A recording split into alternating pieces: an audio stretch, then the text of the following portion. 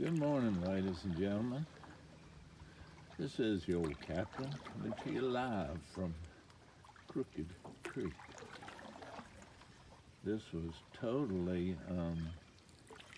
unplanned, but when Annie and I came down to the dock this morning, the water was extremely high.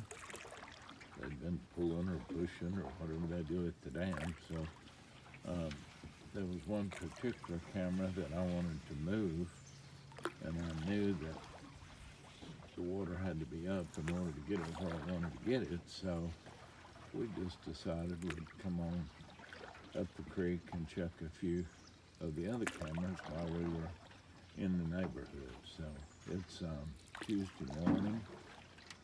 I don't know what time it is, 9 maybe. Still a little bit cool. Got flannels on, long pants, even got my shoes on, so I know that it's a little cooler. I mentioned earlier in the year that when fall comes, you can start seeing the leaves, obviously on the creek, and sometimes, I shared this, that sometimes they'll be so thick you can hardly see the water for the leaves, and that's cool because it's neat to see the bow of the canoe cutting through the leaves. But sun's nice and bright today, blue skies, gonna be a beautiful day, so thought you might want to join us. I'll probably post this tomorrow, and along with our midweek peek up the creek, so kind of give you a little live shot, a little few pictures too. We pulled a few cards.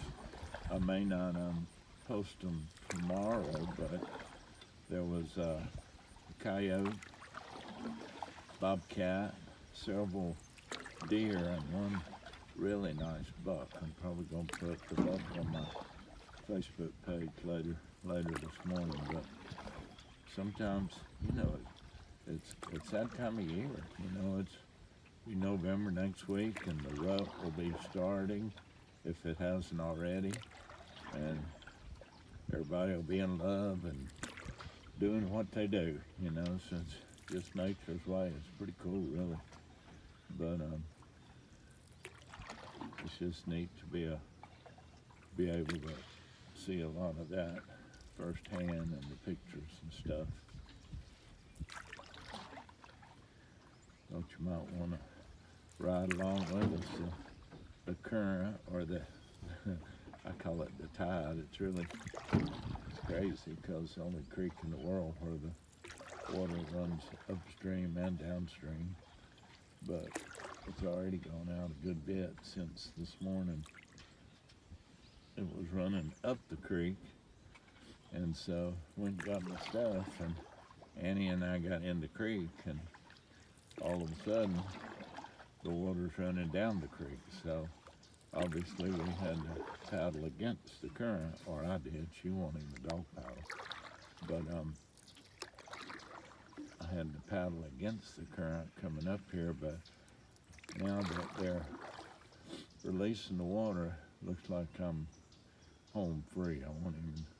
I can go all the way to the house now and not even paddle other than keeping the boat straight. So I'm gonna let you just kind of glide along here with us, and you may not even hear the paddle. But the fall colors are just starting to burst forth. I'm kind of colorblind. I can't appreciate them like some can, but I know they're different, and I know they're pretty. So that's all I need to know, I guess. Once we get around this corner up here, we'll be on the home stretch. I mentioned the other day, and I really gave you bad information. I mentioned that there were 6 or 8 houses along the creek where we are, and that only 2 of them were permanent residents. But that's not true. There's 3. So 3 out of the 8 or 9 are lived in year round. Of course, ours been been one of them. So that's just for clarification. I know you'd worried yourself sick, wondering about that. Now Annie is on board. I'm going to pull the phone down a minute so you can see her. Hey, baby girl. So she's doing what she does best. So she's chilling.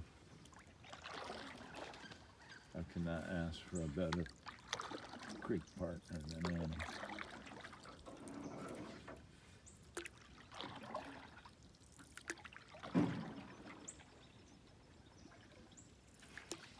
We're just gonna let you ease on home with us.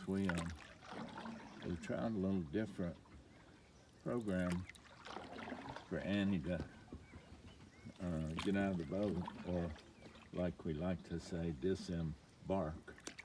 And we may get a little clip of that when we get back to the dock. It's just so pretty in the morning with the sun shining down on the water and warming up.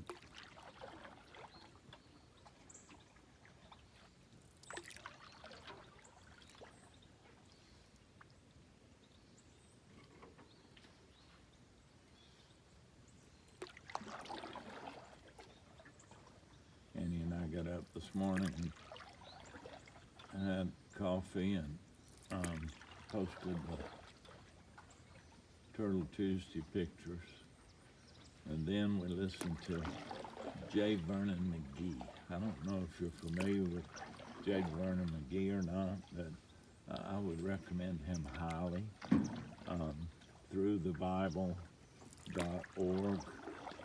And Dr. McGee he's been with the Lord probably close to 40 years, but they still play his Bible lessons, and in the course of a year you can go through the whole Bible. And his voice is unique. His sense of humor is certainly unique, and he will chase a rabbit every once in a while when he's teaching, but I have learned an awful lot. And each day you can put it on an app. I've got it on Spotify.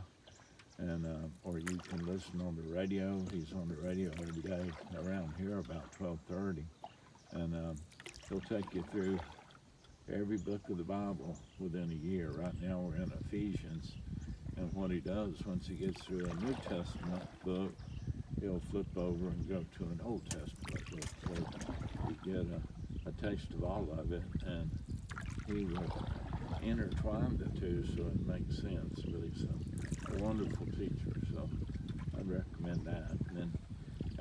And that's usually like it's 25 to 30 minutes every morning, and then or every day, and it's Monday through Friday. And if you miss a lesson, you can also always go back to the site or to the app and catch up.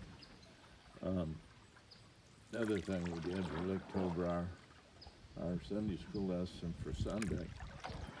Next Sunday we'll be in the book of Mark, so you'll hear more about that as we approach Dear Friday.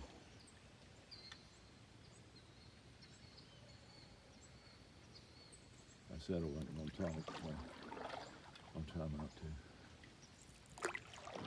Ours is the last dock on the right, and once you get past our dock, there's a tree down there that I call the 45-degree tree, and once you get past it, go around the bend, you will begin to, you'll hit a flat there, and then after the flat, it opens up to part of Lake Sinclair. From our dock to the steel bridge where I fish on occasion, it's 1 mile. And I used to paddle out there, but I used to do a lot of things that I'm not able to do anymore. So that's where the electrified Ludy Beak comes in. And I'll take my little boat with the trolling motor instead of taking an hour and 15 minutes to paddle out there, I can be anchored in about 20, 25 minutes.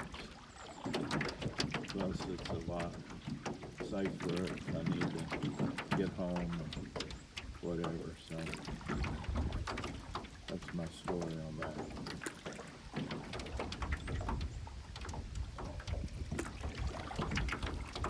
What we've been doing lately, as far as Annie getting out, I just been pulling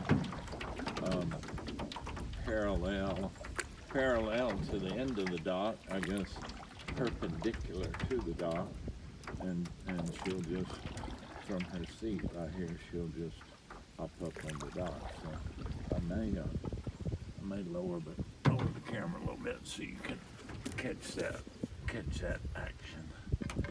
You don't want to miss it. It's pretty exciting. So far, Annie has stayed dry. There's only one time that she stepped out on some grass thinking it was the land, not realizing there was 2 feet of water under the grass. But that was early on in her Crooked Creek career. So since then, she's not done that. If you don't know, that was a blue heron. There's tons of those around. But I'm trying to avoid this fishing line I got out. So we're going to pull up to the end of the dock, and hopefully she'll just kind of hop right up there. Nope, stay right there. Nope.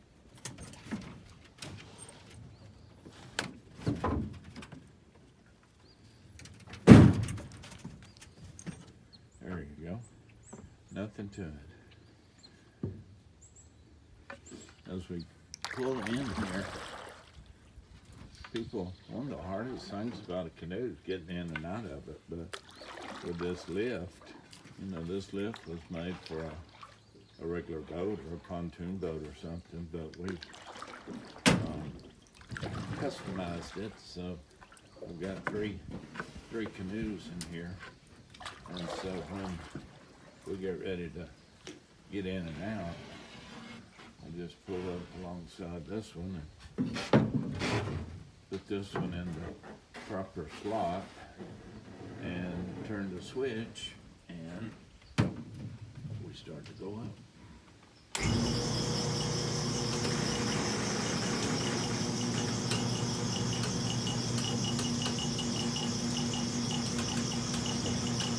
And I've also learned that the higher the canoe is, the easier it is for me to get out.